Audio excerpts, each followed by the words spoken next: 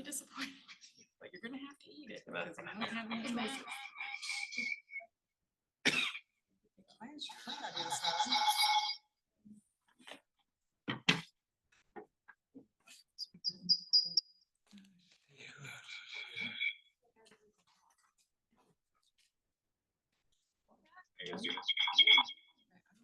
Brian, yours looks off.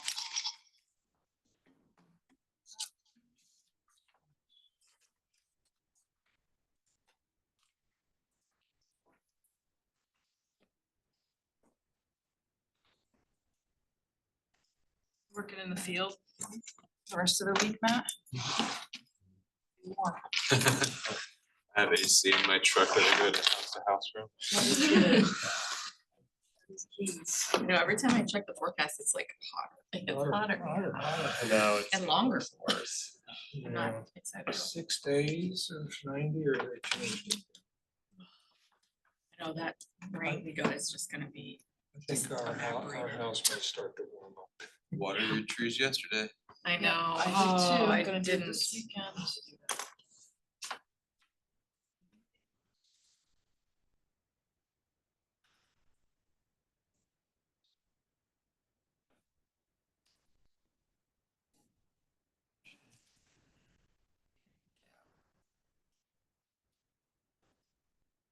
Five. 6.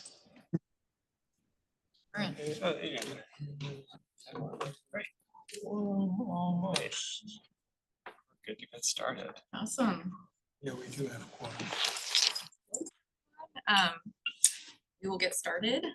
Do we think we have some public comments to start us off? We do. I see a few folks in the audience who signed up. Ellen, if you're ready, we can bring you into the meeting. Here, can you hear me? Yes, we can. Okay. Thank you. My name's Ellen Mendoza. I am part of the Forest Defense team of 350 PDX. I'm also a long-term crew leader for Friends of Trees, planting in the neighborhoods.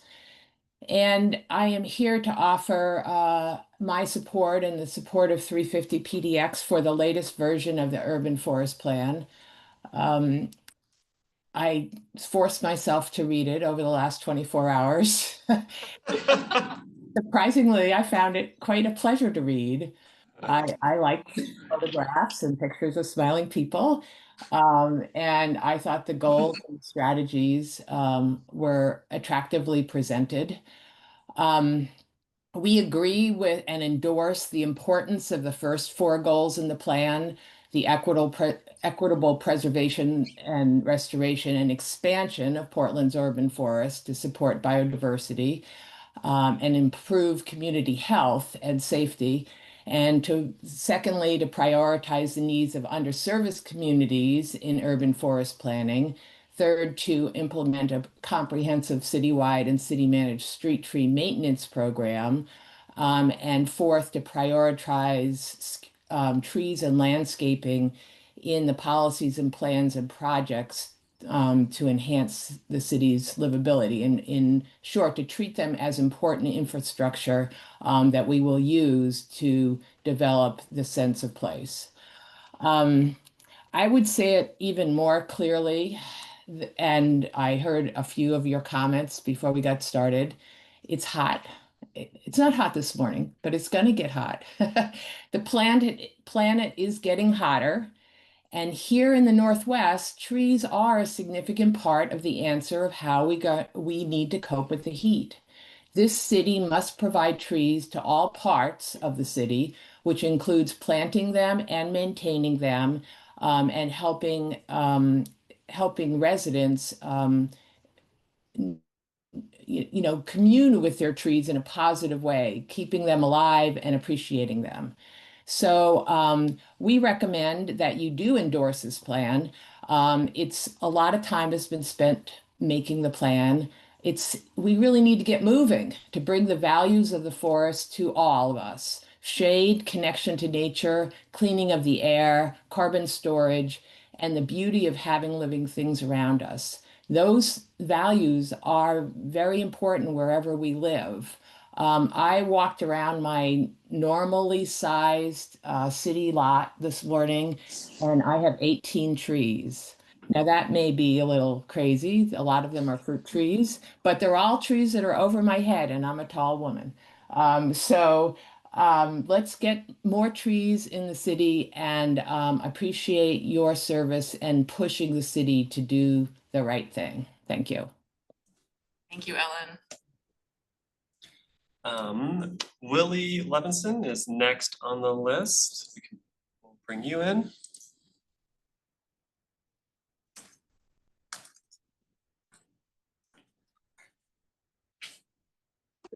Yes, good morning. Thank you for making time for testimony. Overall, I'm Willie Levinson. I'm the Director of the Human Access Project. Our mission is transforming Portland's relationship with the Willamette River. We are in support of the plan generally. One part that would like to see more attention to is the planting in the riparian zone. There's been a lot of talk about everybody on the Forestry Commission understands the value of trees from all the benefits, but particularly shade. I can say from firsthand experience when I am swimming on the river myself and I'm in the hot sun and then I have an opportunity to get into an area that has shade, I'm immediately cooled off by 10 to 15 degrees. That solar energy that goes on the water heats up the water. And we have experienced a horrible harmful algae bloom in Ross Island Lagoon. There's other pockets such as Willamette Cove that have a really bad harmful algae bloom that affects North Portland. We need to apply the goal of having shading all riverfronts, riverbanks, etc. It will aid in lowering water temperature. Increasing water temperature not only creates harmful algae bloom, it stresses salmon. And there are examples in the working waterfront where businesses such as Toyota have been able to plant 100 trees next to the river. It's heavily used and space for their work, but they were still able to find space. It's just critical that all parts of the river do their part and that businesses do their parts as well to do what we can to not only provide shade in our terrestrial space, but also on the river. Thank you so much, and thanks for all the work you do with Human Access Project. Yep, thanks for your consideration.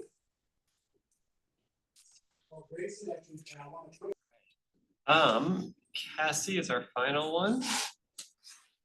Samir? Yeah.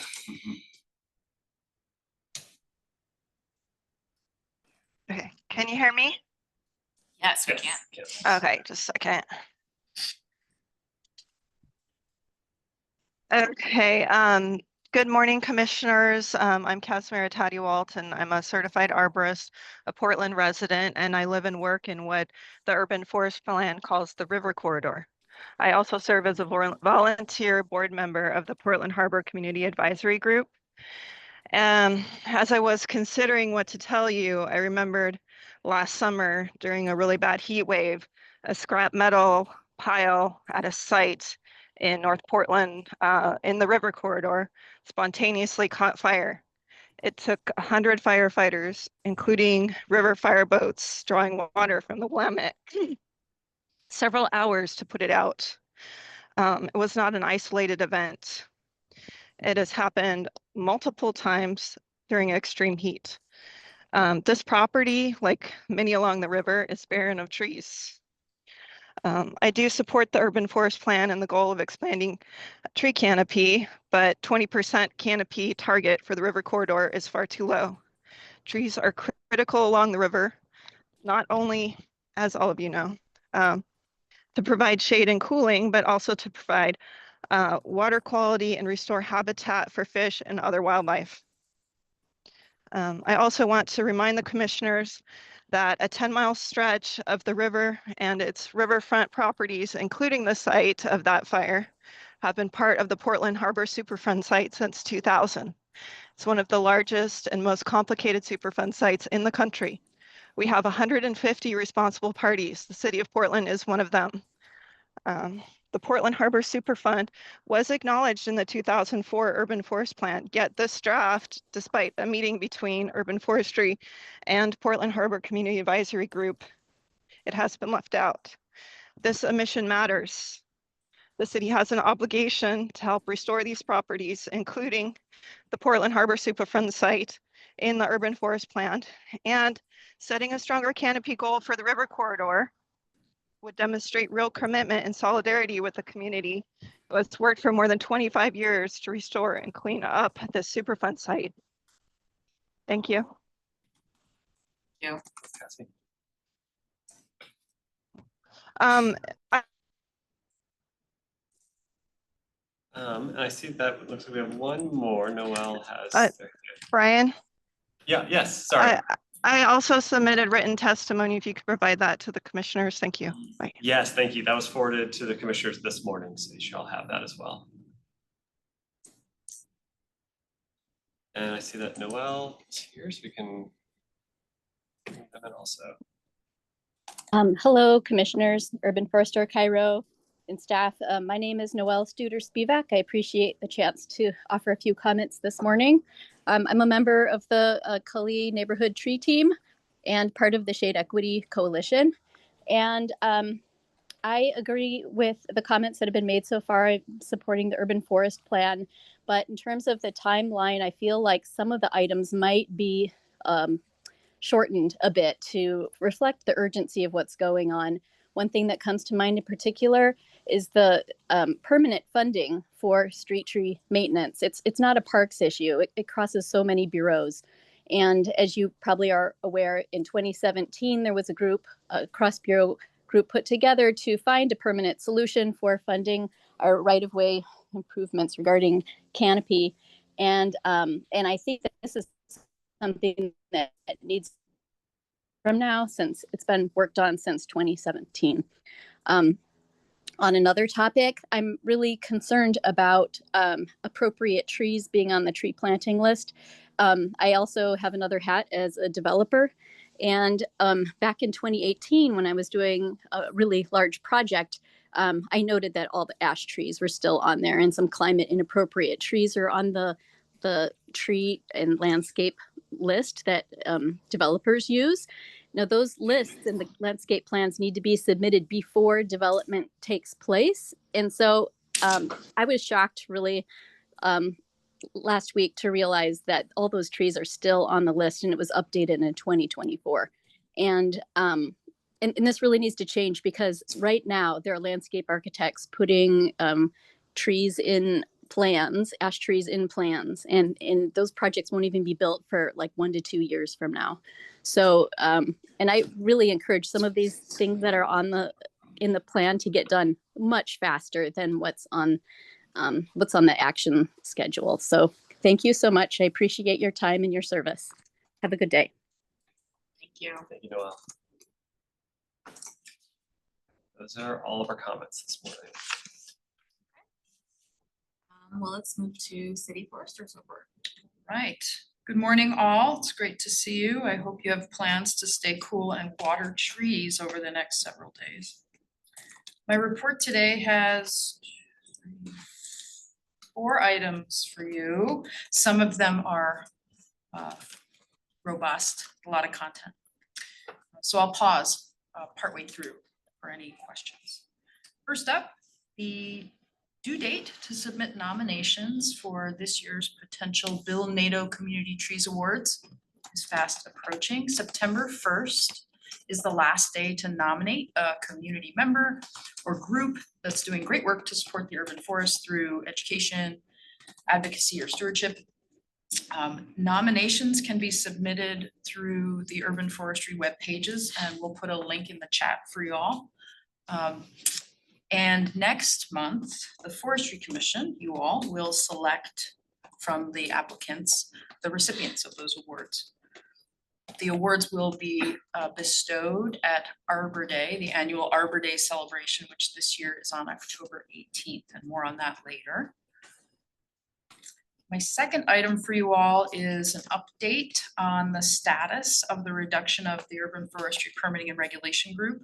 and the move of the remainder of that group to another bureau, Portland Permitting and Development. So as you know, 10 positions in the Urban Forestry Permitting and Regulation Group have been eliminated. That is effective September 1st. The remainder of the staff on that team are to move to Portland Permitting and Development effective October 1st. Until September 1st, the affected people, those who've been laid off, are largely out on leave. Those include a tree technician, a code compliance specialist, the code compliance supervisor, and the major and capital maintenance projects supervisor. So the folks who do city projects, earthquake ready Burnside Bridge, for example, there are around 350 of those each year. The remaining eliminated positions of the 10 were effectively vacant. So that's good in terms of people impacts. That was primarily because they were new positions that had been recently created with new PSEF funds, tree protection and care funds, to improve tree protection and care and customer service, which are goals of the tree protection and care initiative. Filling them was underway. And in one case, someone was planning to move here, and we fortunately could get to them quickly and say, hang on, don't uproot your life. In addition, some permitting and regulation staff have chosen to leave their positions over the past several weeks. These include the permitting and regulation manager, Casey Jogers, the permitting and regulation coordinator, who is kind of the assistant to the manager, the tree single point of contact supervisor, so that's 503-823 tree, trees at, 2 tree inspectors, and the permitting and regulation administrative lead. Most of those folks have already left their permitting and regulation roles. The others will before the end of August. And some were successful applicants or had labor agreements that moved them to other urban forestry positions, not in permitting and regulation. With this reduction in permitting and regulation capacity coupled with high workload, service times have had to be extended. As we've always done, these changes have been communicated for public awareness, so folks can expect the timeline that they're going to have that's longer than it was, and also hopefully plan accordingly as best they can. We'll also put a link in the chat for you of that webpage so you can see the specific timeframes for the different permitting and regulatory activities. Because of those reductions, permitting and regulation has also been reorganized to an adaptive structure until it moves to Portland Permitting and Development in October. This includes certain remaining supervisors, adding supervision of other teams that no longer had supervisors, and also elevating certain staff to temporary supervisor positions.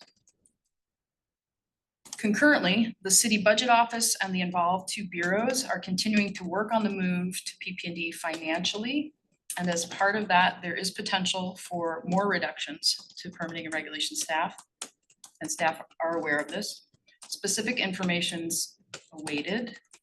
In July, it was recognized by the 2 bureaus and the city budget office that there are unanticipated challenges rectifying the city council amendment with the bureau budgets and budgeting practices. So that's what they've been working on.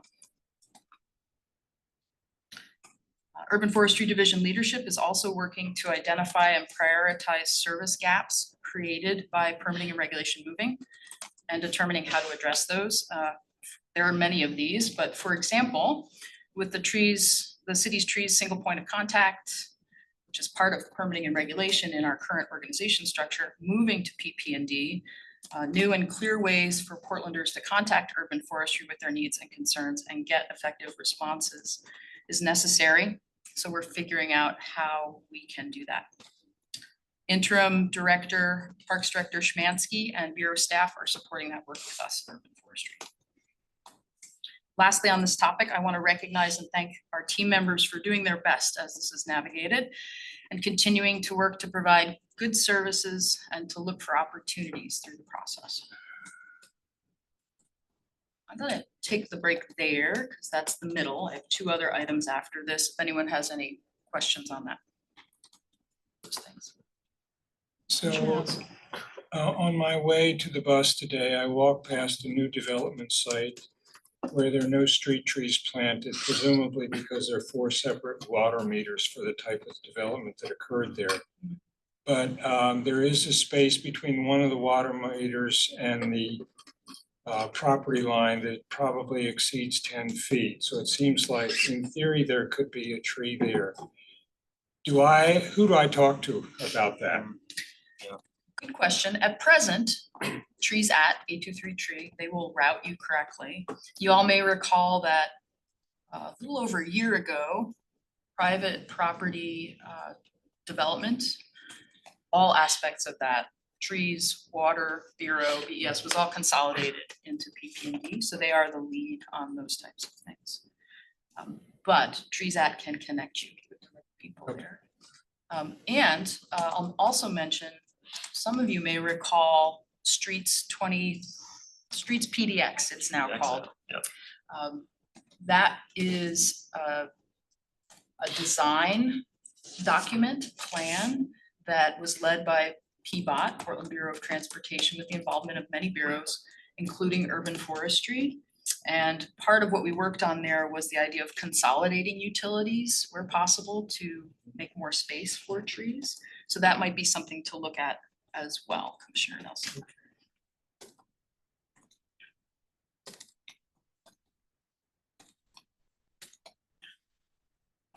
I'll ask again. I feel like I've kind of brought up a few times. Is there any further progress or action, any sort, to try to allow for more of a self-issuance of permits for private residential tree removals and pruning in the sense of a merit-based system? If someone like myself were to look at a tree that would require a permit to consider the lack of staff that we are going to be potentially facing, if I could issue myself a permit based on being a merit-based contractor. Yeah. Is that something that there's any progress or anything that might be developed or Thanks for the looking at? comments, Commissioner Sanchez. And we, as you, I think, know, we do have, urban forestry has some self-issue programs up and running for some time now, like street tree pruning. Also planting on private property where it's required, self-certification system we developed last year, Rick Faber developed and his team. At present, we are not developing new implementation or policies. We are focused on the transition to PP&D, and that will become PP&D's role. So you might want to express that to them. Okay. We're always open to streamlining and making things more efficient. I'll also express that to set up a program like that would take some time, because we would need to come up with a way to certify that those who are self-certifying are going to do it correctly and have a follow-up system with that. We've talked for years about having a local tree care provider 2.0 program. The current local tree care provider program, it's an annual training, and companies that attend that have a certified arborist, have no documented code violations, and have business licenses and insurance and those sorts of things. As long as they attend the training, are eligible to be on that list, which is extensive. And we refer people to that list. If they Yep. you need an arborist, go here. So the idea was we would develop some further criteria and a way to manage the folks who would be on the 2.0 list. That's shorthand. That's not what we really call it. However, we've not been staffed to develop that.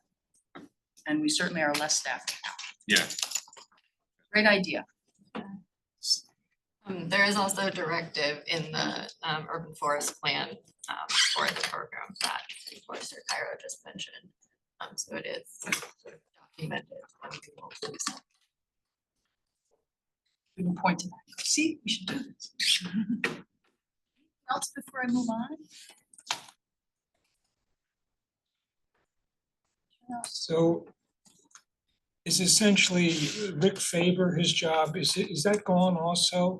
Yes, effective September 1st, but he's already moved on. He's on leave right now. Leave was offered to citywide to many staff who had been laid off in order for them to transition, find work, their families, those sorts of things. Other folks have had leave that they're using. So does this mean anything, if there's any question about the tree code, then you contact permitting and development services? At present, it's still 823 tree. Well, in October 1st. Yes, that's really yet to be determined. The bureaus and the city budget office are focused on getting the money correct, the budgeting correct, and those other things have been waiting. So that'll be determined, but presumably, yes, if PP&D is taking on that role, then they would be the ones housing 823 tree or some other version of getting that information. Sounds like a disaster. A couple of years from now, there'll have to be changes. Who am I? And I'm gonna go to my last two items. I am not watching time, so somebody tell me if Yeah, you're we got 5 minutes until our training starts. excellent, thank you. So Commissioner Sanchez had an agenda request that I had said, because we have a tight agenda, that I would incorporate in some way into my report. And I'm gonna do my part, and Matt, if you'd like to speak to that, please do. But his suggestion was that commissioners participate in some tree planting this winter. And maybe it would be good too to have them cover all the districts, the city districts. So what I wanted to share with y'all is the opportunities to do that, of which there are many. First, Arbor Day, as I mentioned, is October 18th, and you'll get more specifics about that, but that is always based around some sort of a tree planting event. You all are always very welcome. Love to see you there, and I will recognize Commissioner Lilly because he is a pretty regular attendee. Thank you, JR. In addition to that, there are 16 other tree planting events that are planned, starting in late September and running through March. They are focused in the priority neighborhoods, the low canopy and low income neighborhoods, and that's in keeping with the city's tree planting strategy, growing a more equitable urban forest, that's what that's called. So while none are based west of the Willamette River, where canopy cover is on average 66%, so not low canopy, nor generally average low income. Participation is for anyone citywide, regardless of where the events are. I wanted to mention that some partners for the planting events this season include Home Forward, a number of schools, Friends of Trees, Deep Have, and others. And, oh, I do have this information. Arbor Day on October 18th is at Sacagawea Head Start on Northeast 74th Avenue. Remember that I had that in there. All of these are listed on the Get Involved with Urban Forestry webpage. I will also send you just a little Excel spreadsheet that has all the information there. So if you'd like to attend an event, you are more than welcome, encouraged. I respect how much time you give to the commission, so I don't want you to feel pressured, but it would be great if you wanted to come out and see how it goes and engage with us and with the community members. And I would ask that you sign up for the events if you are planning to come. Matt, did you want to say anything to that? No, I really thank you for putting that together. That's great, and I hope everyone can, get some sort of tree in the ground together, and it's a fundamental part of understanding trees is planting them. And Commissioner Bechtold had a comment to hopefully we can coordinate so the commissioners can actually get together in person. So agreed, that would be awesome. Yep. Yeah. Great. That concludes my report.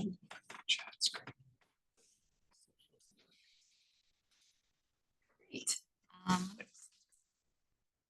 Well, I think our next item is the Oh. city. I skipped one. So We it still was- have time? You're 4. Yeah. Got 1 minute. 1 minute, okay, I'm gonna flash through this, my apologies, I guess I was so eager to talk about tree planting this winter. I skipped over PSEF initiative updates, which I have committed to give you all pretty routinely. So there are several different initiatives funded with PSEF in urban forestry. We work really closely with our PSEF partners. First update I'll give you, arborist trainees, integration of the former BES tree planting into the urban forestry planting programs, and eliminating or reducing permit application fees. All of those are well underway or complete or proceeding as planned. I'll note that since reducing or eliminating permit application fees, we have seen an uptick in application volumes and inquiries to the trees hotline. So that's perhaps why. Second item on PSEF updates, we are planning early street tree maintenance rollout initiatives while the comprehensive citywide program, which is a large and complex undertaking, is being built. We're really excited about trying to jumpstart that and get services out quickly. We have some concepts drafted. Those are undergoing internal review, and we hope to share them with you and hear your advice on those soon. We also have an early private property tree care pilot planned and under internal development and review that will also come to you for your advice in the coming months. Finally, the PSEF funded services budget and program structures that we've built to deliver these great new services were created based on current urban forestry division capacity and organization. So with the reduction of permitting and regulation and its move to PP and D, we managers and staff are revisioning things, figuring out how to do it now and what it'll take and look like after October. Now my report is complete. Thanks for your patience.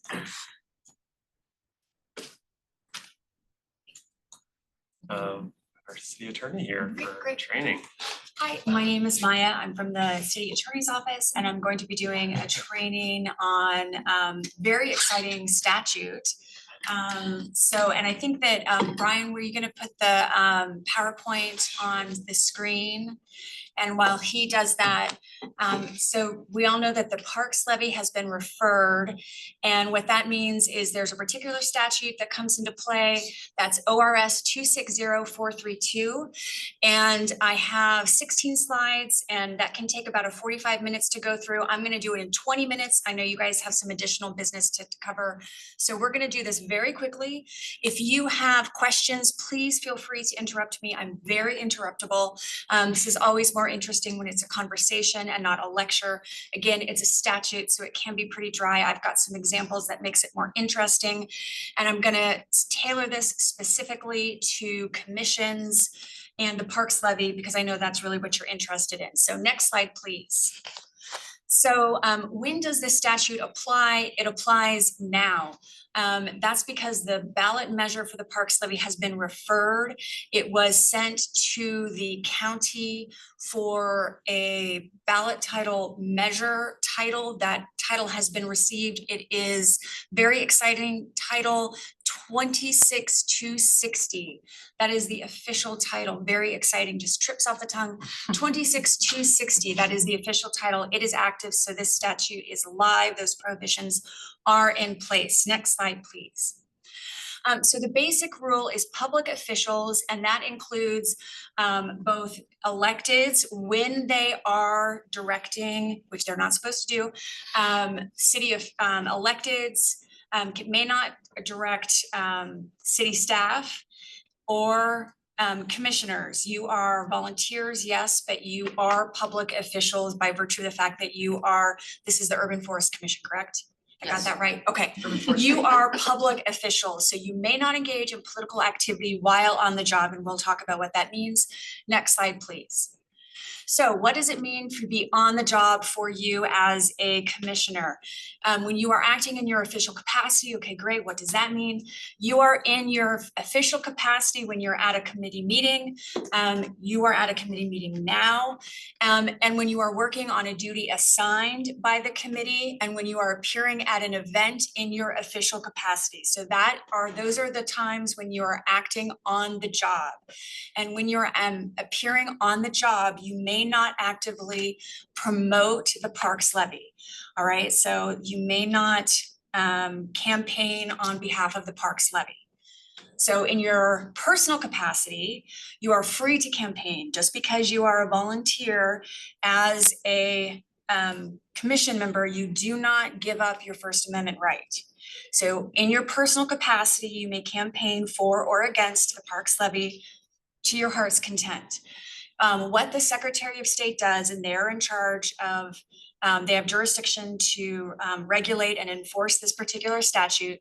Their guidance and our guidance is to have a little log if you intend to advocate for the Parks Levy in your personal capacity, so that you can document when you're appearing in your personal capacity and when you're appearing in your official capacity, so that if you do draw a complaint, somebody says, hey, you're acting in your official capacity and you're advocating for the parks levy, you've got that little log and you can say, no, I'm been very good and I've been keeping careful track of when I'm in my official capacity, when I'm in my personal capacity, and I've logged all of that. I've been very careful. So you can defend yourself, yes. So if you're at a meeting and you're saying, I am not speaking on behalf of Urban Forestry Commission. Yes. Does that cover you? Yes, it does. And we've got some great examples, but you want to be very clear. Right. When so you want to be very clear to cover yourself. You would stand up and say, I'm speaking today in my personal capacity. Okay. And you probably don't want to be wearing, your Urban Forestry Commission hat and logo and all of that good stuff. Okay. Can I ask a quick clarifying question on that? Yeah, and these are great. Questions are Yeah. great. Bruce, did you mean at an Urban Forestry Commission meeting No, or like a community I mean meeting or something like out that? and Like about Arbor in the Days, world. yeah. Gotcha, okay, so like clarify, thanks. And Commissioner Bechtold has a question, I think. Maya, what about Yes. social media posts or things that, that stay public view? For example, if I posted on social media before the meeting today and it's sitting on my social media page right now while I'm in this meeting, would that be a potential issue? Yeah, so you're in a committee meeting or and I'm sorry, I'm using committee meeting and commission meeting interchangeably. Commission meeting. So you're I'm at on a the committee. job. You're at a committee, so right now you're in a committee meeting, you're on the job, so do not do that. Okay. So you're on the job right now, so everybody get off social media now, all right? Deactivate Yeah. Done. Archive your So- post for the duration of our meeting. Yeah, so you're on the Okay. job now, so no posting now. But once you're out of the meeting, and you're not working on any duties that are assigned by the committee, you're free to post on social media. And then next slide, because now let's talk about use of title. This is the most confusing. Using your title, this is confusing. So let's go through this. Let's slow down a little bit. And I know we've got a time crunch, but this is confusing. It's not super intuitive. So let's talk through this. So you can use your title, including endorsing the parks levy, if you are not acting in an official capacity when authorizing use of your title. So let's walk through some examples. It is allowable on your personal time if you're approached and asked for your endorsement and you can use your title. It's not allowable if, for example, during this meeting, and this is a little bit interesting because I don't know how somebody would come up and ask, like maybe, maybe somebody texts you while we're in the meeting and says, hey, would you as a committee endorse the parks levy? The answer is no. All right, the Urban Forestry Commission is not as a body going to endorse the parks levy. The answer is a hard no. And during this meeting, if anybody texts you and it says, will you endorse individually? The answer is no, because you're in the meeting. But outside the meeting, you can endorse and use your title. And this doesn't necessarily make a lot of sense, but let's walk back and understand why. We don't have a lot of control over whether or not people use our title. And part of the reason for that is because people are going to use our titles whether we want them to or not. And we just, there used to be, the policy used to be like, no, you can't use your title at all. But when people asked for our endorsement, they would use our title whether we told them they could or not. And so the Secretary of State stopped dinging us for that. And AI has just run roughshod over that because AI, I don't know, I'm not on social media, I'm too old. I'm 50, so I'm really too old for it. I mean, other people might be on, I'm not savvy. But I understand AI populates with all kinds of stuff. And so they're not, the intent behind the regulatory agency is they're not trying to ding us for things that are outside of our control. So they're like, okay, look, titles get attached to things, and so we're not going to ding you for that. So you can, the title is fine.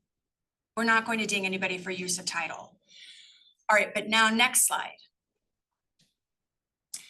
Use of title and political advocacy must be the only indication that you're acting in your official capacity. So let's walk through some examples. No violation in the first example. You're writing a letter to the editor on your personal time that contains political advocacy with title. We've already decided, we've talked about this, right?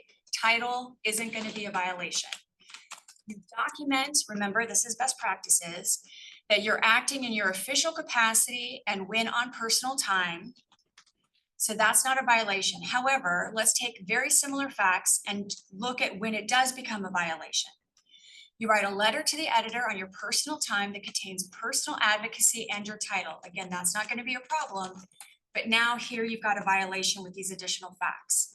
You reference your position as a committee member because you include this substantive information in the body of the editorial. During my time on the committee, we carefully considered the parks levy. Now you've got a violation because you pulled in your time on the Urban Forestry Commission into the substance of the editorial, and you're using your title. Now you violated the statute. So I'm gonna move on because I know we've got a time crunch. I want to talk about some other things, but use of title gets a little bit wonky. If you have any issues or questions about this moving forward, just reach out to me and I'll walk you through it. Okay. So public officials, here are some other prohibited activities. You can't prepare or distribute material advocating a political position. You can't post website information, transmit emails, or make a presentation that advocates a political position. Again, we really can't advocate for the parks levy. The city is neutral. And when we say neutral, that doesn't just mean that we have to present neutral and impartial information. It also has to be balanced. So when the city is preparing information that's neutral, it also has to be balanced. So when you see the city presenting information, it doesn't just have to be neutral. That what it means to be balanced is we have to talk about, here's not just what happens if the parks levy passes. That isn't sufficient. We also have to talk about what happens if the parks levy doesn't pass. So that is also required. So it's not just neutral information, it has to be balanced. So that's, if you see the information sending out postcards, that's why you're going to see that balanced information. It's not just neutral, it's balanced. Even if you do it on your own time? That's the city. That's the city. So you, on your own personal time, you can advocate and say whatever you want. Remember, you have a First Amendment, right? I'm a public official. Well, yes, you're a public official when you're acting on behalf of the Urban Forestry Commission. In your personal time, Okay. you're a private resident. You can advocate. So right now, this is what applies. Yes. Yes. But when you're acting as a public official, it has to be neutral and balanced. And what you may not do is in your official capacity as a public official, you may not produce or distribute a news release or letter announcing an elected official's political position. What our electeds can do, they are not covered by this statute unless they're directing, which they may not do, us as public officials or staff. But we expect our electeds to talk about how they feel on political subjects. So they are exempted from this statute. So don't be surprised if you see our electeds discuss and campaign on behalf of the parks levy. That is why they're exempted from this particular statute. We expect them to express opinions on ballot measures, political things like that. But they cannot command us as public officials and staff to do the political work. So they have to do it on their own. Okay, next slide, please. Okay, what can we do? And this is where we get to that, what you will see the city doing is preparing those neutral and balanced information, impartial presentations. And then we can take minutes of public meetings, maintain public records. So we can do those types of things. But again, it always has to be neutral and balanced. Next slide, please. So I had talked about, well, just because we are, we don't give up our First Amendment rights, there is some small ability for us to continue that at work, to have our personal expression of political views. It's pretty limited, however, as long as it doesn't interfere with our job. This is really for staff, so we can move quickly here because you guys are not here that frequently, so it doesn't really impact your ability because you're commission members. Next slide, please.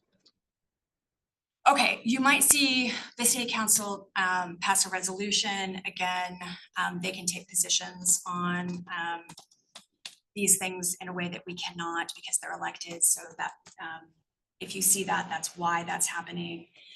Next slide, please. We also will be sending the city some information to the Secretary of State's office for their determination on whether our material that we prepared is impartial. The reason we do that is they review it. If they agree that what we've prepared is impartial, if you look at the bottom of that slide, if we get that disclaimer that says this information was reviewed by the Oregon Secretary of State's office, and then if anyone files a complaint against the information and says, hey, this is advocacy and not neutral and balanced, then the Secretary of State just dismisses that complaint and it doesn't go any further. That can be really valuable because obviously we don't want to have any complaints that are filed that the Oregonian then writes an article about that, and we want that to be quickly followed with that was just dismissed. And you'll see the mailers, and when you get those, if you look at the bottom of it, it's nice to have that little disclaimer. It's just so makes sure that everything we're doing has already been reviewed by the Secretary of State's office. Okay, next slide, please. And these are just the requirements for the impartiality. So the timing matters, whether it's personalized or not. We can't use the word will. That implies that the parks levy will pass. We have to use the word would. We can't use graphics, check marks, formatting, overly emotional photographs, phrases that are similar to any campaigns that might be running to advocate for the parks levy. So there's a lot of things that we need to be careful of when we're preparing that language. Next slide, please. Enforcement. So any Oregonian can file a complaint. The Elections Division can initiate its own investigation. There's absolutely no effect on the election. The Elections Division at the Secretary of State does their own investigation and has absolutely no effect on the election other than the hit that it takes on credibility with the electorate, which is why we go through the hard work of getting our material through the impartiality review. Next slide, please. The remedies. There are civil penalties that are actually very low, and really the biggest enforcement issue that we have is just the credibility of non-residents. We really want to make sure that our residents feel that we're doing everything the way that we're supposed to, that we're staying neutral and balanced. So that's what we're looking for. And again, the reason that we do all the work that we do to make sure that the Secretary of State is like, nope, they're doing everything they're supposed to according to that statute. Okay, next slide, please. We always run this slide to make sure that it's very rare, but there can be personal liability if there are individuals who are flagrantly violating the statute. It's extraordinarily rare. In fact, the last time there was a case, it was 1985, but it does happen. So we want to make sure that everyone's aware of that. Next slide, please.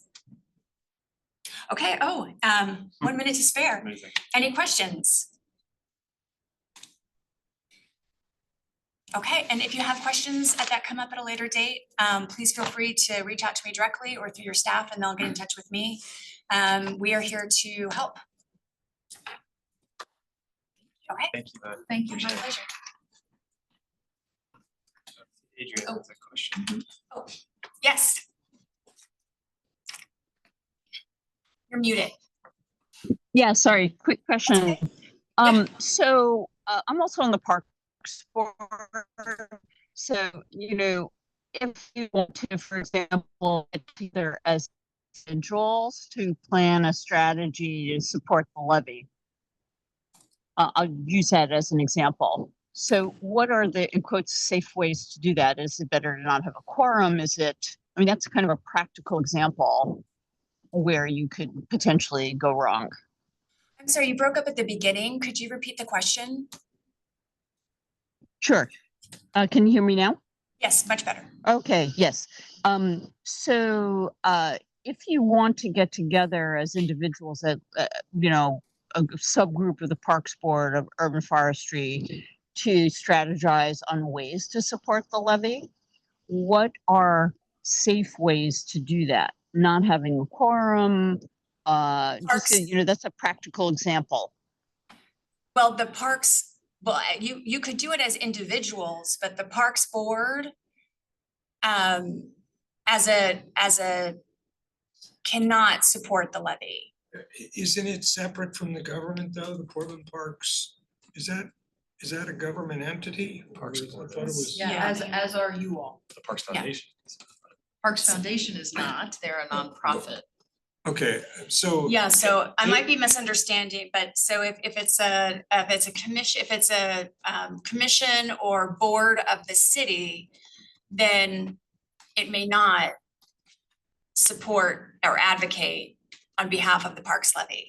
It must Yes, remain I neutral. understand that. Okay. Let me just clarify. Okay. So basically, if you are meeting as individuals, so you're interested parties because you're a subgroup of urban forestry or the Parks Board, right? What are kind of legally safe ways to do that? Is not having a quorum important? Is stating you're meeting just as individuals and, you know, Yes, you're. I would keep the your log.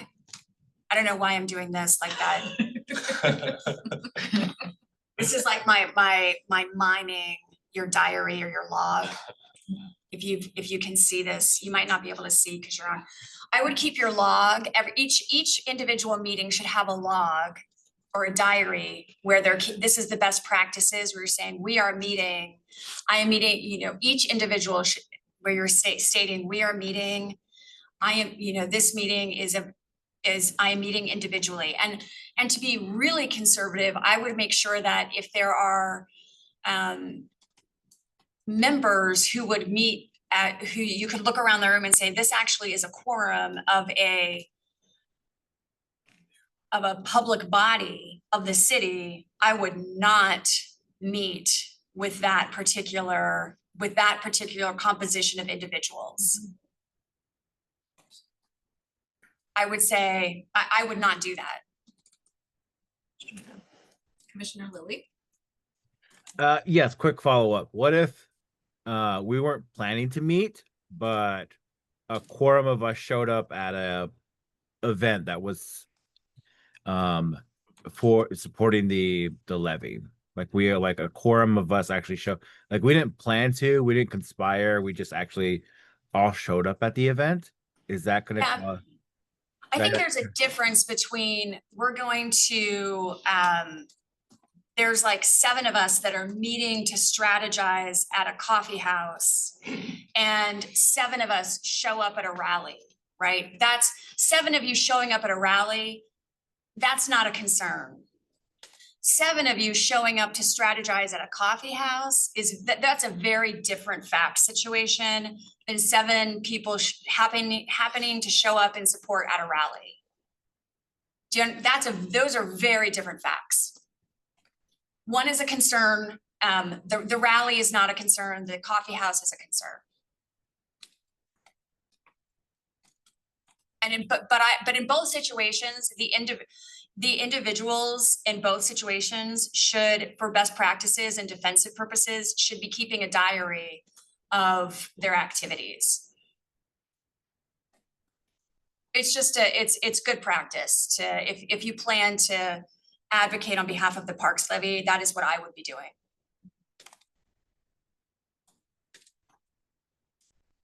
Any other questions? Those are good questions. I appreciate those. All right, thank you for your time. Thank you so much. Yes, my pleasure.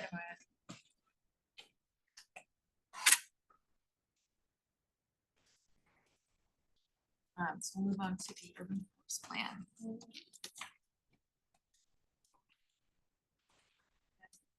Good morning, everyone. I'm Belinda Udelman. I use she and her pronouns. I'm a planning and policy analyst with Urban Forestry and project manager for the urban forest plan. So today we just have two, but sort of quick, but also very, very important items on the agenda for the urban forest plan. So first, I want to give a reminder of the changes that we made in response to community feedback, going from the public draft, which is what we shared for a public comment period, to the proposed draft, which is the revised version of the plan and what you all will be voting on today. We talked about most of these changes back in June in more detail, so this will just be kind of a shorter summary. But there's also one new change that I want to mention. Then we'll leave the rest of the time for discussion and the vote on the proposed draft, and discussion about the transmittal statement, and then talk about next steps for moving the plan to City Council. So these next two slides are review from the June meeting, if you were there. This information was also summarized was in a memo that Brian shared in advance of this meeting. So the changes we've made first is to the executive summary. In response to feedback we heard for people wanting to make it very clear to community members and decision makers, elected officials, exactly what community priorities are, what the actions are that the city will take to achieve the plan's vision and goals. We put more of that information in the executive summary, so it's very easy to find. You don't have to go through the entire plan document if you just want to pull out those key pieces. We also made additions to the plan purpose. So we clarified how the plan should be used and by whom. We emphasized that it's a unified vision for all city staff and for elected leaders to use as a guide for making decisions about how to care for the urban forest. We also included in the plan purpose that one role of this plan is also to help us respond to climate change. And then we made minor changes, which we went through in more detail back in June to goals 4 and 6. The changes we made help to sort of broaden the need for canopy and emphasize the importance of building relationships with community and improving coordination with the city. And then because of the transition that's happening with our permitting and regulation team and the movement to Portland permitting and development, we reviewed the plan to see what the impacts would be. So essentially the changes there's slight differences in the way that we describe the roles and responsibilities of Portland Parks and Recreation and Portland Permitting and Development, since those roles have changed.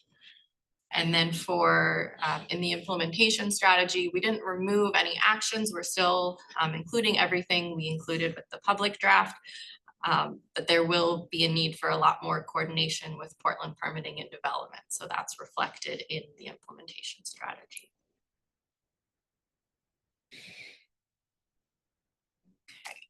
So then other changes we made, we're having an expanded discussion about the impact of climate change on Portlanders, providing more details about the impacts of extreme heat. Also talking about emphasizing the role that trees play in climate resilience, especially large form trees.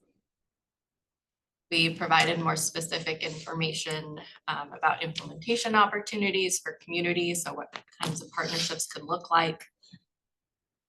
We added a new discussion about the role of the urban forest in water quality and aquatic habitat. We also clarified that we have our canopy targets for river areas, but there are also additional state and federal water quality requirements that call for higher shade over streams and rivers. So we clarified that our rivers canopy target doesn't supersede those requirements, which the city is still working towards. And then we worked on improving our discussion about trees and their role in urban design, highlighting the importance of trees to neighborhood livability, the need for planning for trees from the beginning of the design process, tree protection during construction, and more discussion about how the city should and can achieve multiple city goals, including canopy preservation and expansion, safer streets, and providing a variety of housing options. We also expanded our discussion about the importance of shading our streets and the challenge of planting trees in areas without planting strips, which we know are very common in East Portland.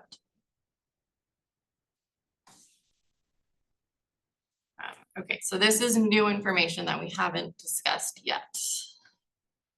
So on July 31st, the mayor issued an executive order calling for review of programs and policies to ensure compliance with the president's recent statements about anti-discrimination laws.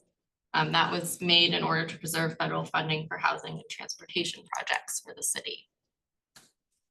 So because of that executive order, even though this is not a, will not be adopted as a binding policy, we still need to make changes to the plan and review the plan to ensure that we comply with that executive order.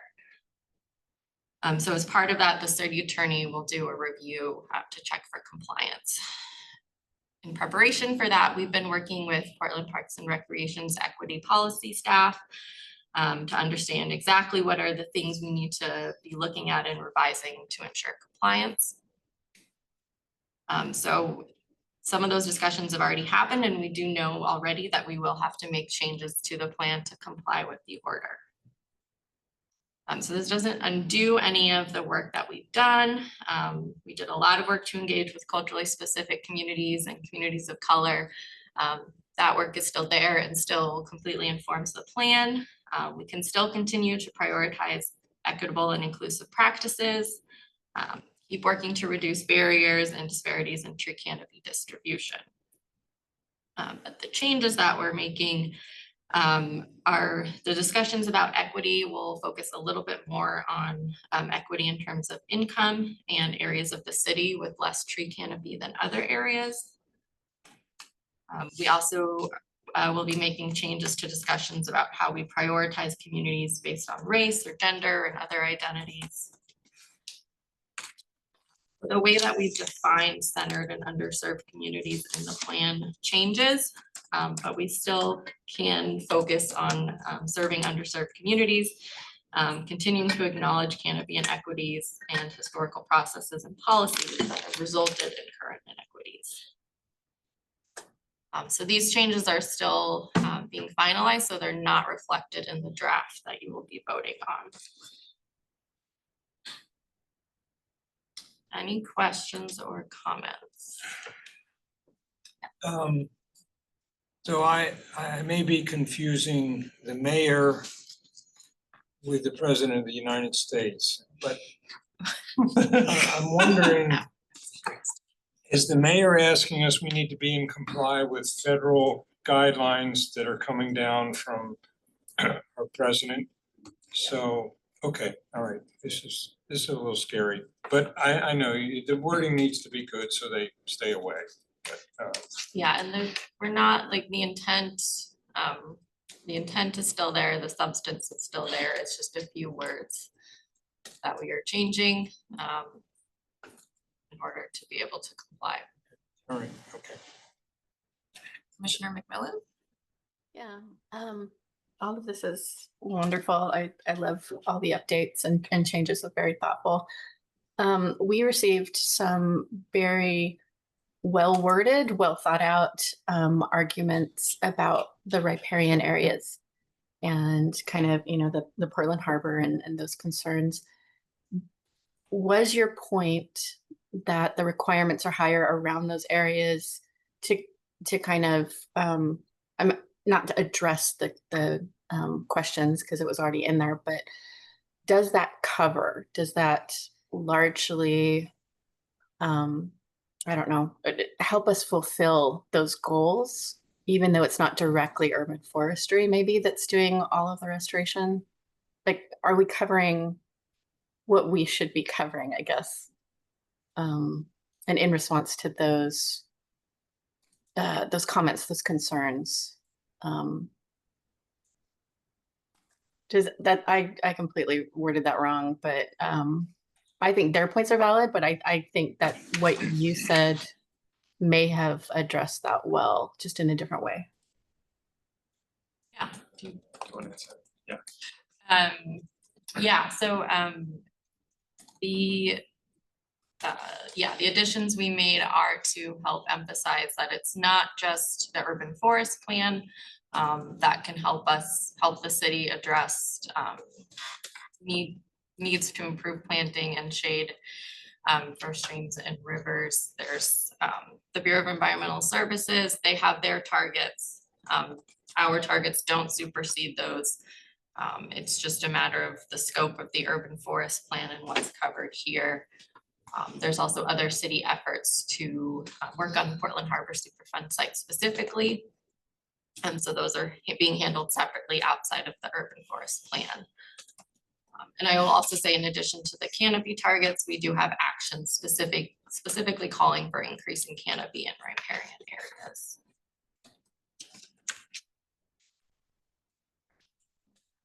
No, I think that covers it.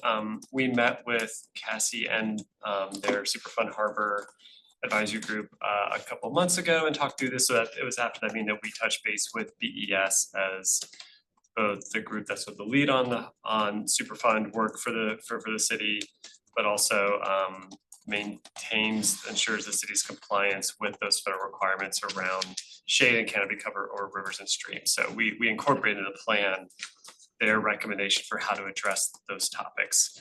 I think on the Superfund site specifically, that's a multi-party, multi-decade legal negotiation, and didn't feel like this plan was the right place to try and direct that work, even while we are fully trying to affirm the values and expectations around healthy rivers, healthy habitat, and the role that trees in the urban forest play there.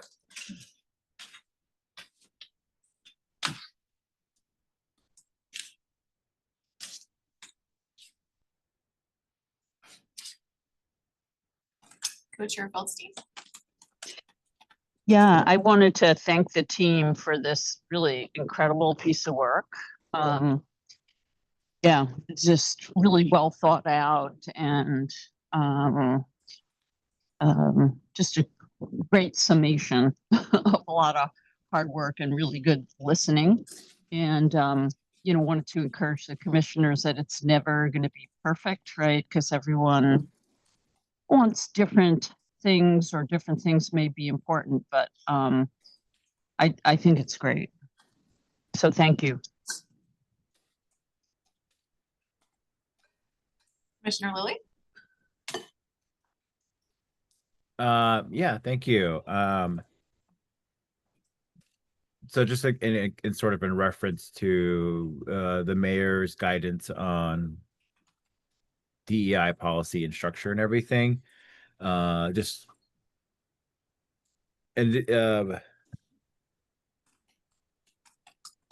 we know like 80% of the world's biodiversity is protected by indigenous treaty rights and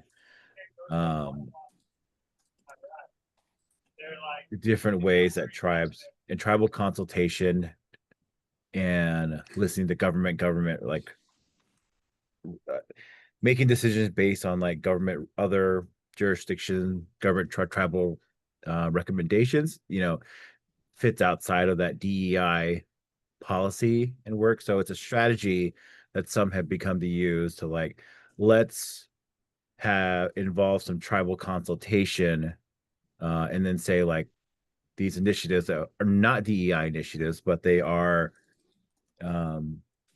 trust responsibilities to fulfill our treaty obligations, which is the supreme law of the land. And I know that City of Portland Tribal Affairs program is not existent right now, but I know that Parks and Rec does have a tribal liaison, Tana, And if there, last time we asked about this, because government relations tribal liaison wasn't in full capacity to take on a project. But if there's interest in sort of pursuing a strategy around that, or if there's a need for involving tribal consultation, and we work with TANA on something like that, be willing to help facilitate some of those conversations or help push that in the right way if necessary. Anyway, just a food for thought. Thank you for sharing that. Yeah.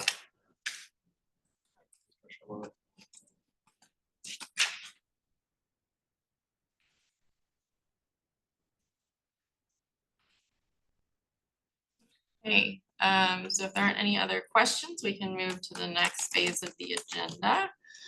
So just as a reminder, the Urban Forestry Commission has kind of two key roles with the urban forest plan. The first is to help update the plan. And then the second is to formally vote whether to submit the plan to City Council and approve a transmittal statement. So that first item, helping to update the plan, we've done. We've had, I think by my count, at least 9 meetings together to review and talk about the plan. You've had opportunities to share feedback on everything in the plan. And so now we have a draft ready to move forward. So the rest of our time now is to facilitate the vote and discussion.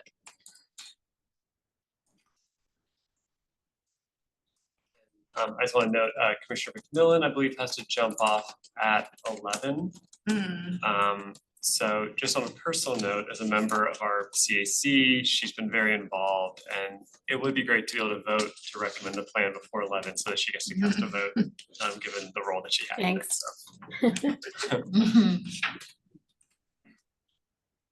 But I was more worried that we had a quorum to vote rather than making it about me, so. Yeah, for sure.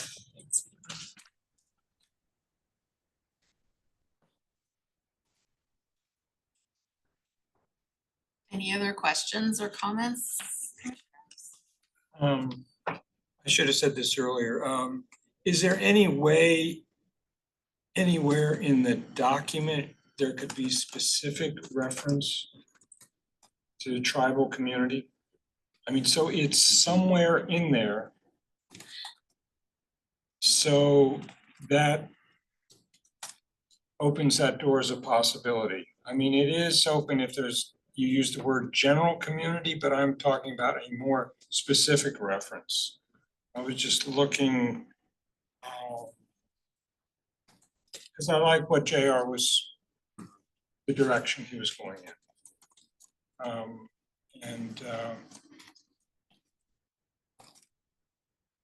I'm not calling for dollars. I'm just talking about addition of a word somewhere that would allow the door to be opened later or today.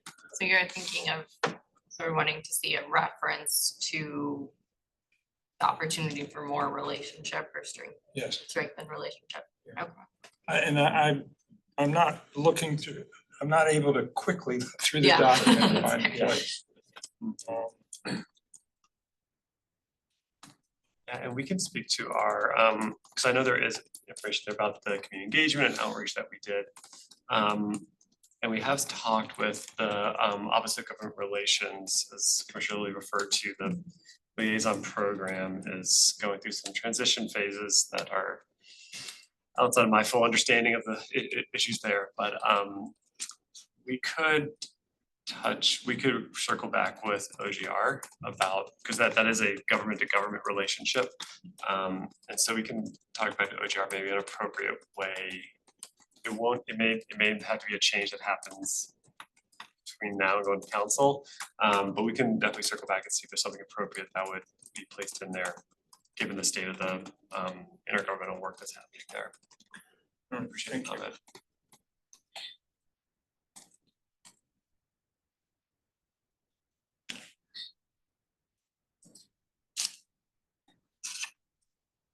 Well, I would move that Urban Forestry Commission adopt, let's see, what is the language we're looking for? Where we recommend to city council that they, are they approving, endorsing, what is city council actually gonna do? They would be adopting a Adopting. non-binding resolution. They would be adopting the urban forest plan with a non-binding resolution. Okay, so I move that the Urban Forestry Commission recommend that Portland City Council adopt the Portland Urban Forest Plan proposed draft. With revisions? With suggested revisions? Yeah, yes. What wouldn't So- the addition of the tribal, If that can be worked in, yeah. yeah, as well as the revisions that Belinda outlined, or the updates? Yeah, those Those are have already. already been made, yeah. those Already are- in there. Yeah, thanks. Do you need a second? I can Most second. Great, all in favor? I can count. 1, 2, 3, 4, 5, 6, 7. Great, any opposed? I wouldn't think there would be. That's everybody. Yeah, that's all. Great. Thank you, everyone. Yes, thank you. Yeah, Great work. thank you. It's really, we've been so impressed with all that's gone into this. And it's also just a beautiful document, which is not something I thought I'd be saying. The city's putting together, sorry, just, it's like very readable. I think it's well done. Yeah. Yeah. To give some credit. And educational. Like, I feel like people will learn a lot if they do Yeah. take the time to read it. They'll learn a lot about things we talk about. Yeah, for sure. Great. To the team's credit, led by Belinda. If you look at other cities' comparable plans, I think this one sets a new standard. Mhm. I believe it. So if you got time on your hands, you wanna poke around on the internet, check it out, see what you think. Commissioner Bexel? I also wanted to echo your statements. This was a really enjoyable document to read, which I read a lot of documents at work. That's not always true, but I learned a lot. It was very easy to understand and really accessible, and it really Yes. helped to highlight what is important and visually pleasing, and also made you want to look at it, which for me is always hard. So I just wanted to extend an extra kudos because I think that is very hard to do with such technical information. And I think I've asked this before and you told me the answer, so I'm sorry. Is it going to be translated? And if so, what languages would it be available? So we had the executive summary that was before we made these last revisions. That was translated into Spanish, Chinese, Vietnamese, and Russian. Mhm. So we have that, and I think if I'm funding to update to at least translate the updated Mhm. executive summary, that would be great, but I don't wanna, commit to that. And I think we can at least, we do have a lot of language explaining the plan and the goals, already translated, so maybe that's something that we could at least include on the website. if That would it's be not great. accepted. I would definitely advocate for as much, I know I know it's can be cost prohibitive, but I think it's so important for all communities to be able to, or at least as many as we can, access Yeah, information. yeah, that's great. So for clarification, from here, it goes to the Climate Resilience and Land Use Committee of the City Council.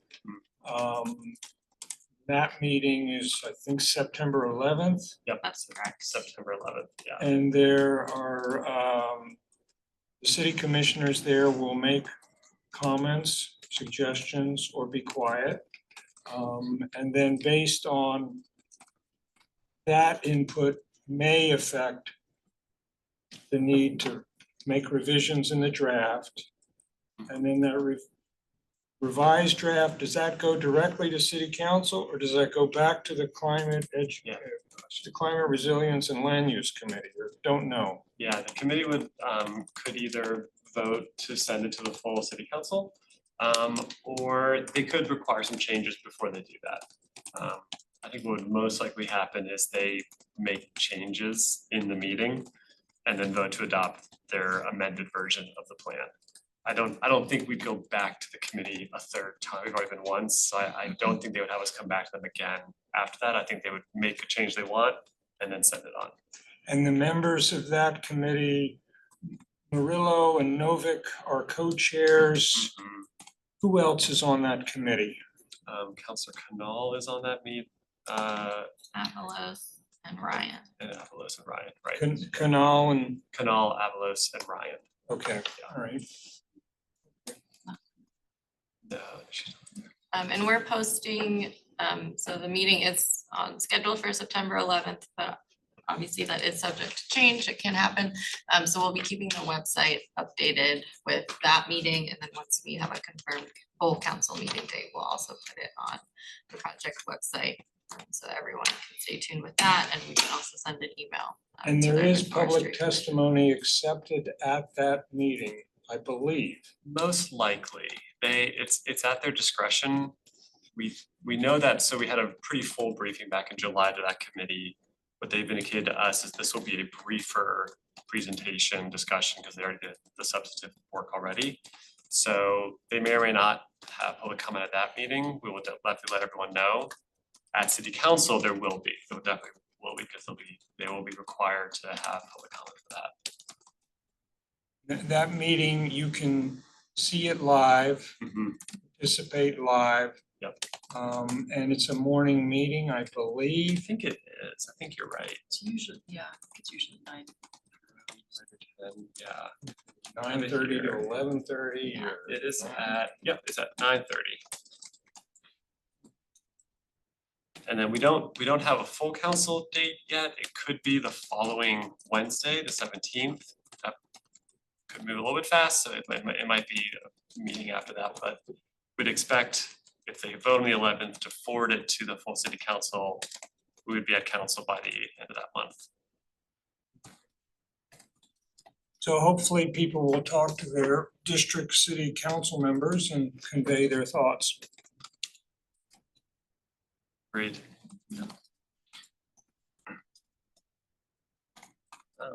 The next item to accomplish in this meeting is adopting the statement that the UFC will be submitting as part of the plan. This will be submitted with the plan, so it's just as much of the public record as the plan itself.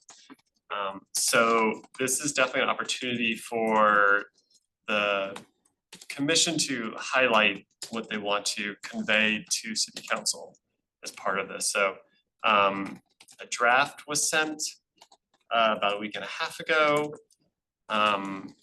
Definitely invite edits, comments. We want this to really reflect how the commission wants to convey this to two cities, city council. So that is just the last thing we need to get done today is make any edits to it and then vote to adopt that.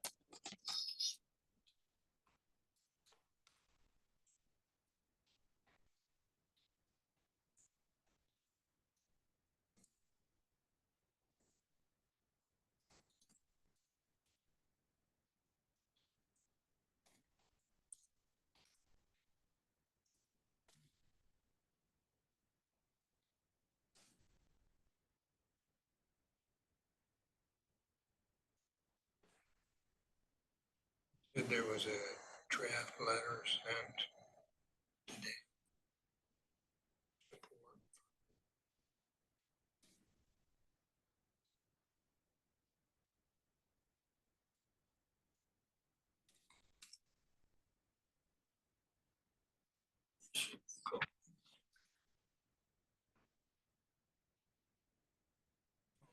That's testimony from Catherine. Right, is that the one dated August 11th? Is that that was? Let me see. We sent it, yes. Yeah. It was sent on the 15th. I can put it at the top of everyone's inboxes real quick.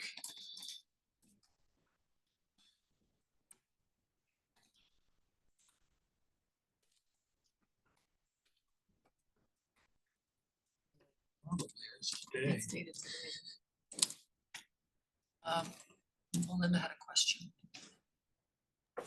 Do you need me to state a vote? We will still have a quorum, actually. We'll still have 6. So if you need to jump off, we can Okay. wrap everything up. All right, I do. So thank you. Thanks, Melinda. Thanks. Full support of the letter.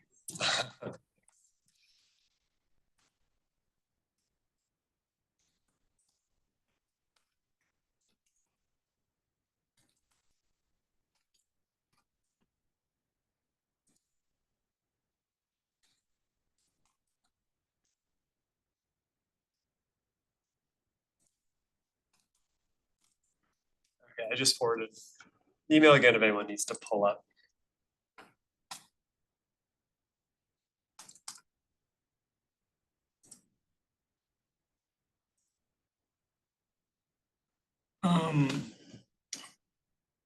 You lead with shouldn't you, first paragraph, I want a clear statement that we are encouraging them to endorse or whatever, rather than we are just presenting.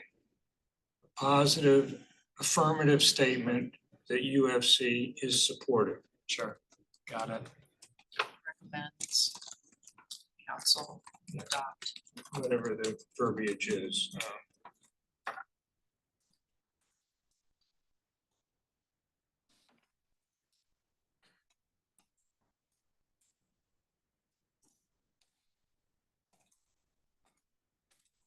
This is different from like endorsing the ballot measure because Yes, it's not good something that question. voters are voting on. No, exactly. And this is the commission's role to submit wanna make this to city sure. council. We can be more like forceful you in can our be- language. You can say whatever you want in Okay.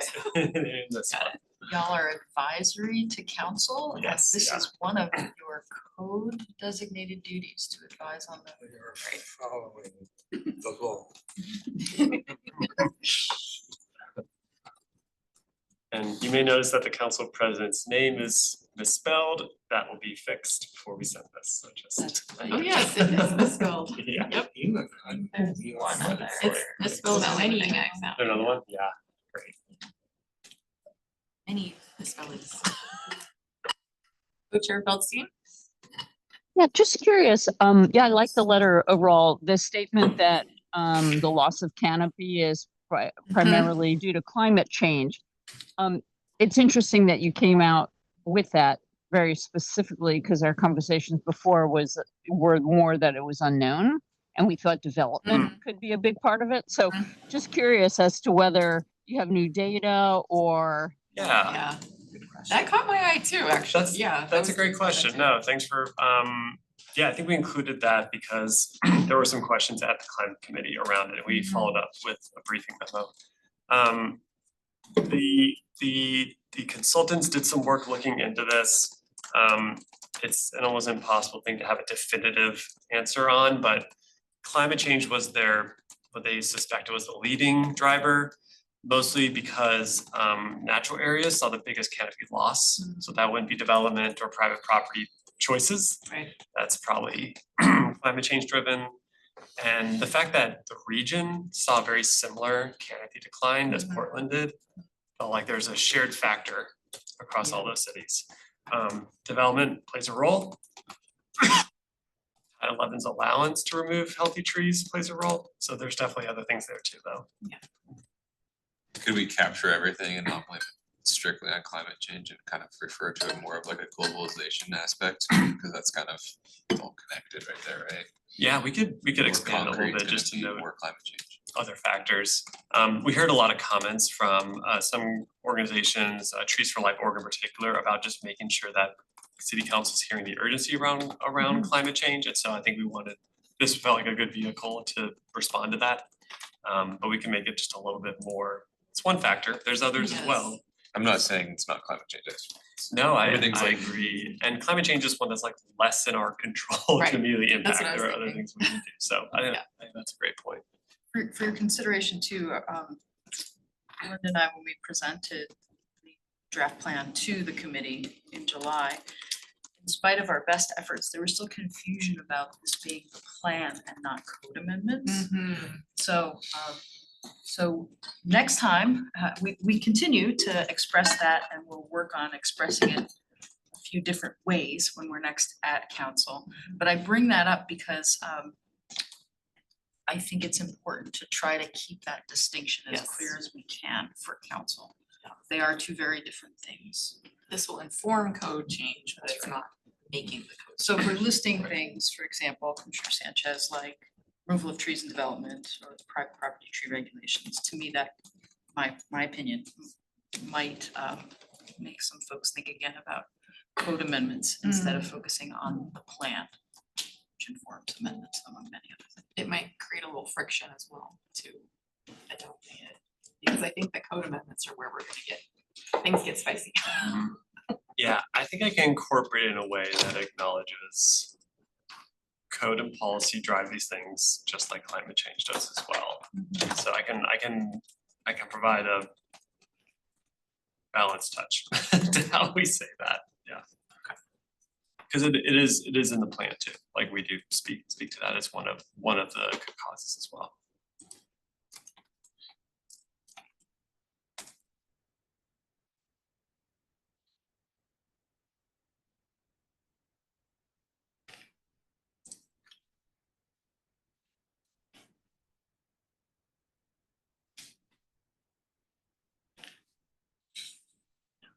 Yeah, any other I think so. changes or additions?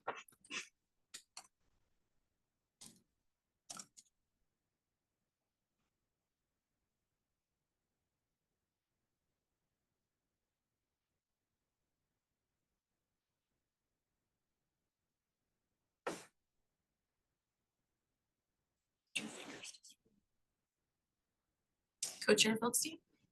Yeah, I was just gonna maybe simplify things and say that I move to accept the transmittal letter with the changes as described. I'm not sure if we have to vote on this, but I'm assuming we do, but I'll second. Great. All in favor? Any opposed? Looks like everybody voted yes. So good to go. Let's go on.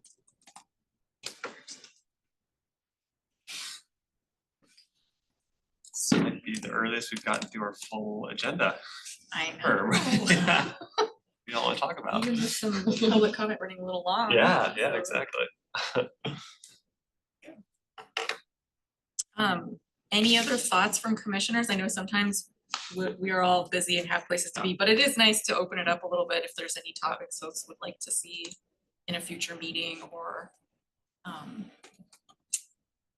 other feedback. Yes. yeah, I just had a quick, actually follow-up question or thought from the Forester's report. And that was kind of as you get into budget discussions, and I don't know, potentially actually transmitting funds from PSAF to, the permitting division. I'm not sure what's in play, that it seems like a time to have a little bit more leverage, especially if there's dollars that have to be transmitted. I'm sure you guys are totally thinking about this, around expected outcomes and all the things that we're worried about, access to data, all that, with the transfer of this staff.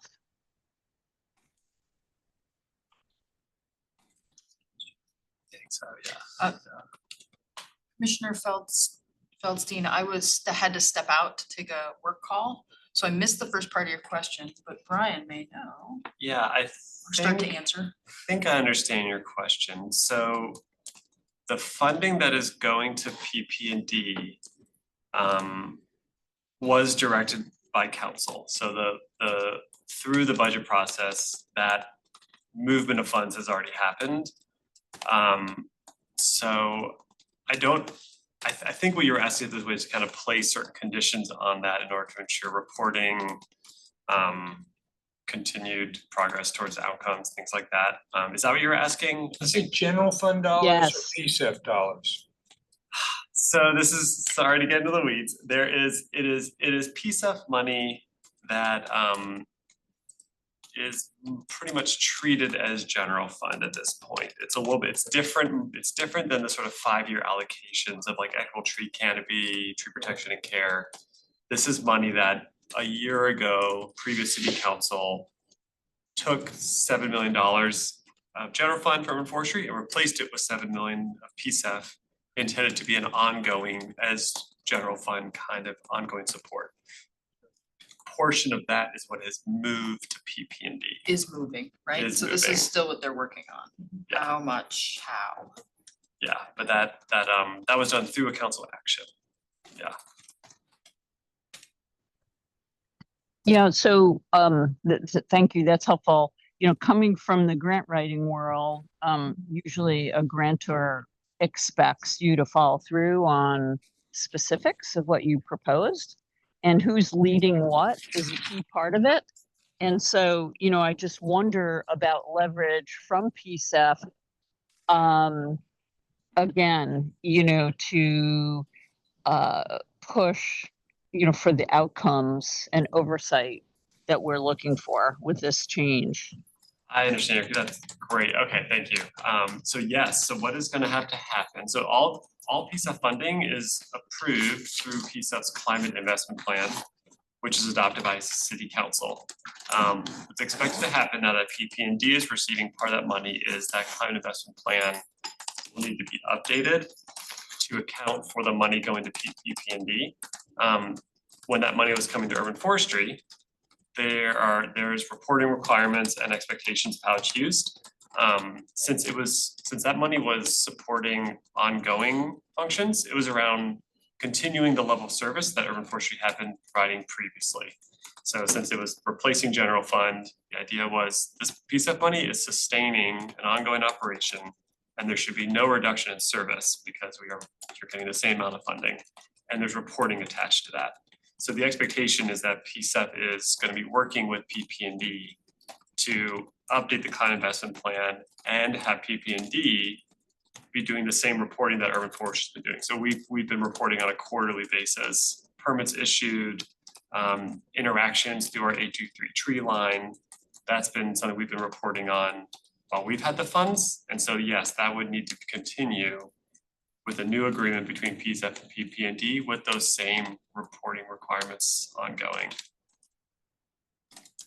What about outcomes of the permits, though? Outcomes is a little more challenging, to be honest. The outcomes are really should be driven by Title 11.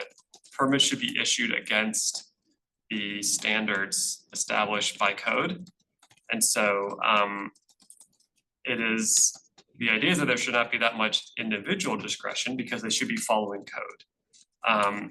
I would think if there's an issue there, that would not be a PSEF role to hold them accountable. I think that would be through the appeals process or through code hearings office when appropriate there as well. I think there is opportunity for urban forestry to stay engaged with them to understand how the transition's going. And so if there are issues raised around permits being issued, I think there are routes within code appeals, code hearings to respond to that. I have a question that's tangentially related. When permitting and development when it's in urban forestry, it's appropriate for people within that group to come and share with us information about how things are doing, and we can ask questions. My understanding of the mission of the Urban Forestry Commission would that since this is now a bureau that is much more involved in permitting and So when it moves over to PP&D, that's taking a tree thing that we used to, as the Urban Forestry Commission, have some capability of finding out about. It's going to another bureau. So it seems to me we would still have the ability to ask that bureau for information that's relevant to the urban forest, that they have control of. Am I correct? I mean, because to the best of my knowledge, I don't know that there is any citizen oversight of that bureau. Great question, Commissioner Nelson, and brief answer is yes. So the Forestry Commission is advisory, yes, to the city forester and the urban forestry program, and technically, as we heard from the city attorney, housed in the urban forestry program. But it is advisory to the city, which is why you all are advising council, for example, on adopting the urban forest plan. So, yeah, if y'all want to hear from another bureau about things related to tree policies, that's our staff's responsibility to figure out how to make that happen. Okay. Yeah, like we've heard from Peabody about, Yep. you know, trees Yeah, and exactly. right of ways. Yeah. For sure. Thank you. And there is an advisory body for PP&D, the Development Review Advisory Committee, DRAC. Oh, right, You okay. have heard us mention, because when we have had, in the past, have done like fee schedule updates, we've always chosen to present to them as well. Don't know if there's another advisory, I think that's it. I don't think so. Yeah. Okay. And that group is development focused, as the name suggests, as the bureau name suggests. I should remember this, but were those the folks that we met with about the large tree amendment? That's planning. Oh, that, okay, Planning, thank you. right, Yes.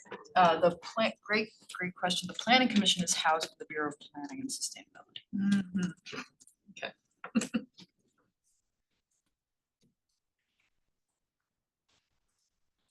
Commissioner Lilly. Yeah, thank you. Since we have time, I wanted to ask about our, I think we're calling it like a tour, or Yes. Yes. party van situation. Yes, we are working on that and aiming for next month, for September. So we're working on some development examples, like projects where trees were retained, maybe projects where we didn't get the outcome that we wanted. And trying to see if we can incorporate other things, like some of the free tree planting by equal tree canopy that's happening right now. Maybe some work with some community partners on that too. So aiming for September. Right now, we're thinking that would replace the September meeting. We don't have any urgent items. If the commission would want the tour to be in addition to the September meeting, we could consider that right now. But right now, we're planning for it to take place during the normal time.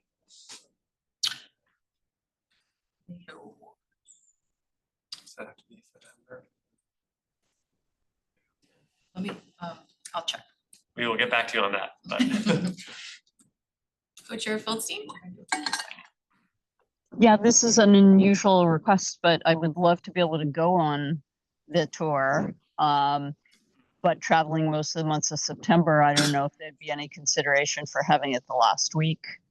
But, you know, obviously, it's probably inappropriate to have something special for me. So however it works out.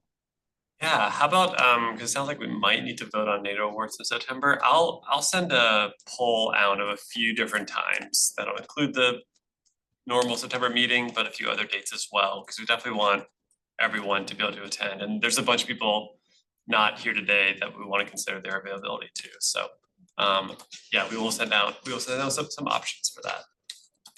And did we get more clarification on, because does it have to be a public meeting if we're not doing any official business? Or? Yeah, I need to Okay. check our city attorney. Yes. That would be difficult, but I know other groups do things like this, so there should be ways to make it happen. Yeah. Or Two vans and we don't go to the same places. Yeah, right, double stagger. Like, No quorum. yeah. staff just stay there. Van 1, van 2. Yeah. Commissioner Beckfield. I think we just have to refrain from engaging in any UFC business while we're on our gallivanting tour, because if we do have quorum, it could be considered a public meeting. So if we all take an oath to not discuss business and just enjoy the activity, I think we should be okay. Thank you. Commissioner There's, Bechtold. thank you. Yes, there is, we will find a way. There must be a way. Yeah, we will. Brian just reminded me that we are required to have an online version of the meeting. Otherwise, my thought was, let the public know they can meet us. They can come meet us. along, But that the requirements have changed. Post-COVID. Those code requirements. And that's just for public public meetings, have to always have online. Yep, So if we it's have- not considered a public meeting, Yeah. for the reasons that Daryl just said, then we wouldn't Right. have to do that. Exactly. However, Yeah. when there's a quorum, it triggers the public meeting law, so. Because in the past, when we had a retreat, that wasn't considered. We posted it. and- Okay. And we did say anyone is welcome to attend. No one took us up on it. No one took us up on it at that time, but.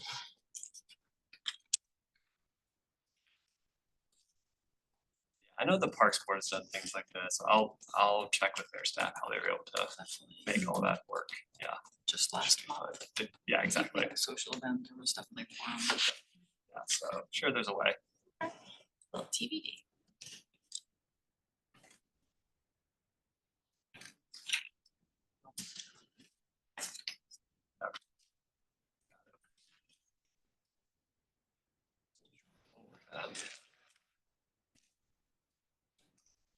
Great. Any last thoughts before we close the meeting?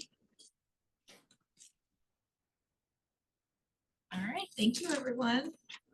Thanks, everyone. Thank you. Take care. Thank you. Bye-bye.